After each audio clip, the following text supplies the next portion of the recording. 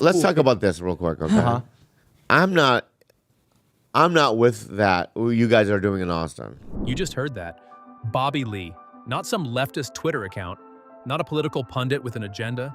Bobby Lee, who has been around Joe Rogan's world for years, who's appeared on JRE multiple times, who runs in these exact circles, sat on his own podcast and told one of the Austin regulars directly, "I don't like what you guys are doing down there." And that one moment cracked something open that had been building for a long time. Because here's the thing nobody wants to say out loud. The comedy mothership, the Austin scene, the whole Rogan-built comedy empire that was supposed to be the future of stand-up, it's rotting from the inside. And the people saying so loudest aren't the people you'd expect. It's not the media, it's not cancel culture Twitter. It's comedians, real ones. People who actually care about the craft. People who look at what's being celebrated down in Austin and genuinely cannot figure out whether to laugh or be embarrassed. So today we're going to walk through exactly what's been happening inside the walls of the Comedy Mothership, and why the people calling it out are the most important voices in this story.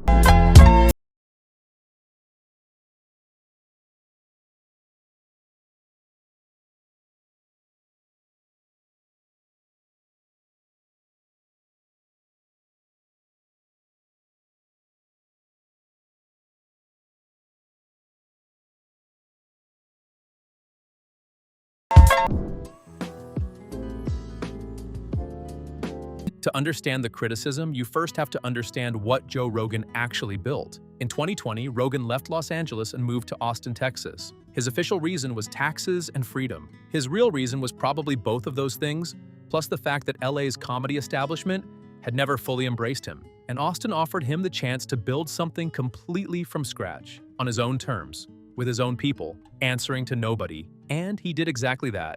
In March 2023, the Comedy Mothership opened in the historic Ritz building on 6th Street in downtown Austin. It's a legitimate venue. 2 theaters, professional production, real infrastructure. By any external metric, it looked like the beginning of something.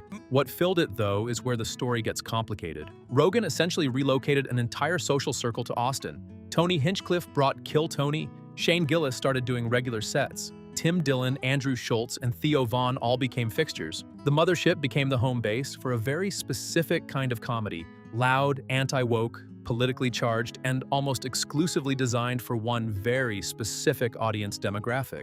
And here's where a problem was baked in from day one. When you build a club around your own friends, for your own audience, with your own people booking the shows, you don't get honest feedback. You get a room full of people who already love you, laughing at anything you say and confirming every instinct you have. Good or bad, that's not a comedy club. That's a mirror that only shows you what you want to see. So I noticed that the thing like that is common now, that's almost trendy with these comedians. It's about 3 or 4 of them. Boy, they love dropping the word "it," man.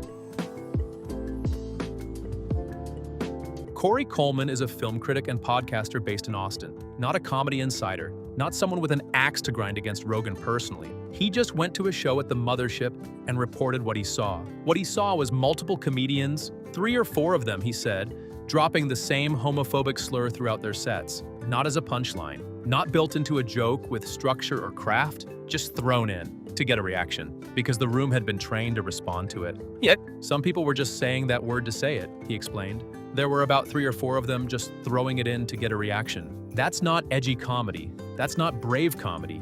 That is lazy comedy wearing the costume of bravery. And the distinction matters, because the Austin scene has built its entire brand around the idea that using offensive language is inherently bold and necessary. That if a joke makes someone uncomfortable, it must be good. That shock equals substance. Anthony Jeselnik, who is genuinely one of the sharpest dark comedians working today, someone who has spent his entire career making jokes that would make most people's skin crawl, put his finger on exactly what's wrong with this philosophy when he described Tony Hinchcliffe as a troll basking in the shadow of Joe Rogan. His point was simple and devastating.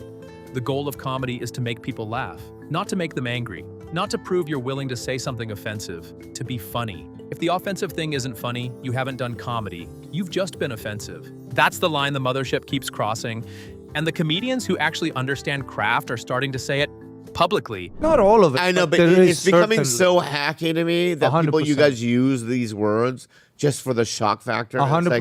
It's like, I'm not into it, you know.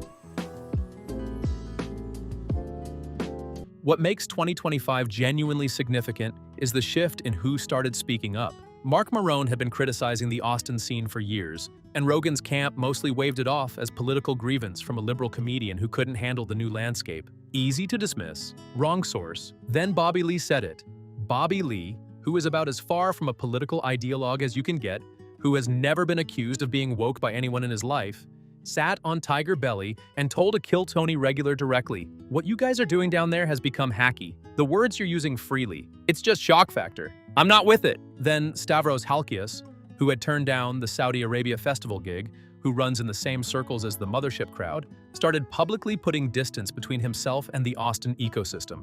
Then Dan Soder, then Anthony Jeselnik, then, most painfully for Rogan's ego, Mark Maron was named Consequences Comedian of the Year for 2025, while Rogan's own Netflix special, Burn the Boats, was getting destroyed by critics and audiences simultaneously. And that last detail needs its own moment, because Burn the Boats tells you everything about what's happened to Rogan as a comedian inside his own bubble. The special scored a 4.3 out of 10 on IMDb. Critics called it underwhelming, lazily derivative, and exhausting. Variety wrote that the special had a sensibility that seems 10 years late. The Washington Post noted that Rogan lacks a fundamental quality the best comics share: courage. Audience reviews were even harsher. People who described themselves as fans said they couldn't finish it. One reviewer wrote, "Every real comedian doesn't like to bring this up for fear they won't get on his podcast." That last line, sit with that for a second. People are self-censoring their criticism of Rogan's comedy specifically because they need his platform to survive. That's not a healthy comedy ecosystem, that's a protection racket with a microphone. The other day about us being an anti-woke comedy scene. Like, look, why not just do great stuff? Go do great stuff. Don't worry about what we're doing. And we're not anti-woke. Here's the moment where this whole thing collapses into genuine comedy, and not the intentional kind. That's Joe Rogan, after years of building a club where the dominant themes are anti-wokeness, trans jokes, and liberal mockery. Joe Rogan sat on his own podcast and said with a straight face, "We're not anti-woke." That's it.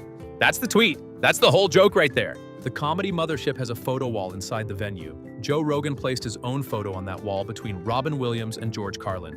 Robin Williams, George Carlin, two of the most technically gifted, emotionally complex, genuinely transformative comedians in the history of the art form. And right there in the middle, a man who spent 6 years screaming about wokeness at audiences who already agree with him. George Carlin spent his career making his own fans uncomfortable. He criticized consumerism to audiences of consumers. He mocked nationalism to audiences of Americans. He evolved constantly, deliberately challenging the people who loved him most. His last special was his most scathing, and it was aimed directly at the comfortable middle class that made up the bulk of his audience. Joe Rogan has spent his last several years performing exclusively for people who already think exactly like him, saying exactly what they already believe, getting standing ovations for confirming what they walked in knowing. That's not what George Carlin did. That's the opposite of what George Carlin did. Putting your photo between Carlin and Williams on a wall isn't a tribute. It's a delusion dressed up in frames. I don't want to hear 50 white guys come up to me and almost say the N-word. It's like 50 white people come up to you and say, "What's up, my ninja?" The most undercovered part of this whole story isn't about politics. It's about what the Austin bubble has done to the quality of comedy itself. Mark Pew is a black comedian who moved to Austin specifically to be part of the scene Rogan was building. He thought it was an opportunity. He left. And when he explained why, he didn't dress it up. "I don't want to hear 50 white guys come up to me and almost say the N-word," he said. He described how conversations backstage at Austin shows would constantly drift toward racial references, how being a black comedian in that space meant constantly navigating other comedians testing boundaries at his expense. He didn't feel like a peer. He felt like a prop. That's the cost of building a comedy ecosystem around one demographic, for one demographic, validated only by that demographic. You don't get a full picture of what's funny, you get a very narrow version of it. And the comedians who live inside that version long enough start to genuinely believe it represents the whole universe of comedy, when really they've just built a very loud, very profitable room where nobody ever challenges them. The Mothership has Navy SEAL bodyguards confiscating phones at the door. Any comedian even remotely associated with journalism gets ejected. The owner has openly said he's paranoid about recordings, and the thin-skinned behavior extends to the performers themselves. Brian McCarthy, a comedian, described being confronted by Shane Gillis at the club's Mitzi's bar over a 6-year-old minor disagreement, with Gillis demanding a public apology. Other Austin comedians warned McCarthy beforehand that Gillis had a reputation for being very thin-skinned. Think about that. Comedians who have built their entire brand on the idea that people need to toughen up and take a joke. Those same comedians are demanding apologies for 6-year-old slights and ejecting journalists for being near their club. The "we can say anything" crowd turns out to have a very specific definition of anything. And Theo would be like, "See, y'all did a lot of meth, right? I mean, all the Nazis were all fucked up on meth, right, Hitler? That shit'll make you crazy, dog." Here's what makes all of this even sharper. 2025 didn't just expose what was wrong with the Austin scene. It gave us a real contrast. While Rogan's Burn the Boats was being described as lazy, derivative, and 10 years late, Mark Maron released his HBO special Panicked. It got strong reviews. It was introspective, technically sharp, and deliberately uncomfortable. He took liberals to task. He took himself to task. He made a joke about Theo Von interviewing Hitler, not to mock Theo Von cruelly, but to make a precise point about what happens when you interview everyone without ever challenging anyone. It was funny, and it had something to say. Consequence named Maron Comedian of the Year for 2025. Not for being political, not for winning a culture war, for being the best comedian, for making the best comedy, for actually growing and evolving instead of recycling the same 5 triggers, for the same guaranteed reaction from the same pre-sold audience. That is the gap. That is what the comedy purists are actually saying when they criticize the mothership. They're not saying, don't be offensive. Jeselnik is offensive. Maron can be vicious. Halkias is crude as hell.